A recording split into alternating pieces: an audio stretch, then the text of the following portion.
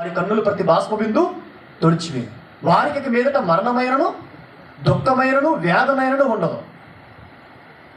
ఇదిగో సమస్త నూతనమైనవిగా చేయుచుందని చెప్పాను. నేనే అల్ఫా ఓమెగా అనగా ఆది అంతములై ఉన్నవాడిని దప్పికొనిన వారికి జీవజలంలో బొగ్గలో జలము నేను ఉచితంగా అనుగ్రహించును, జయించి వాడు వీటిని స్వతంత్రించుకున్నాను. ఎవరు జయించాలి?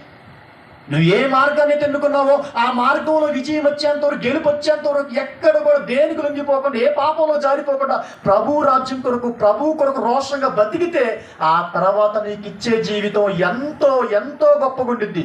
ఈ లోకములో ఎవ్వరు ఇవ్వలేని ఒక అందమైన జీవితం తండ్రి నీ సొంతం చేస్తాడా చేయడా? కావాలా వద్దా? ఇక్కడ మనకి ఏది ఇచ్చినా మనం ఉండం, ఏదో అవసరానికి వాడుకుంటున్నాం. కానీ అక్కడ ఇచ్చేవి మాత్రం మనతో ఉండేటి.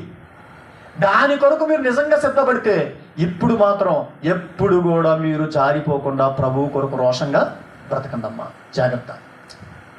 ఈ చిన్న జీవితంలో ప్రభు మన నుండి కోరుతుంది ఒక్కటే, పిల్లలారా మీకు ఇచ్చిన కాలం చాలా చిన్నది.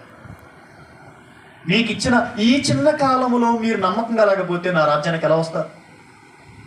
969 సంవత్సరాలు మెతుషుల దేవుని కొరకు ఉపయోగిస్తే 60-70 సంవత్సరాల జీవితం దేవుని కొరకు ఉపయోగించడం కష్టమా తేలిక?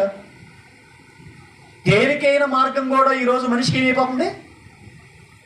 ఆయుష్కాలం తక్కువ. ఈ చిన్న జీవితంలో ఎందుకు నీతిగా బ్రతకూడదు, ఎందుకు పవిత్రంగా ఉండకూడదు, ఎందుకు నేను దేవుడికి లోబడకుండా నిర్లక్ష్యం చేస్తానన్న ఆలోచన మనకు వస్తుందా?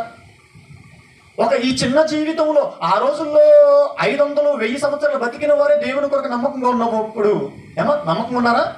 1000 సంవత్సరాల ఆయుష్కాలం నమ్మకం ఉన్నారు లేదా? నోవా గారు, మెతుషుల గారు, 150 సంవత్సరాలు 160 సంవత్సరాలు బతికిన మోషే గారు, అబ్రహాం గారు కూడా నమ్మకంగా ఉన్నారు లేదా?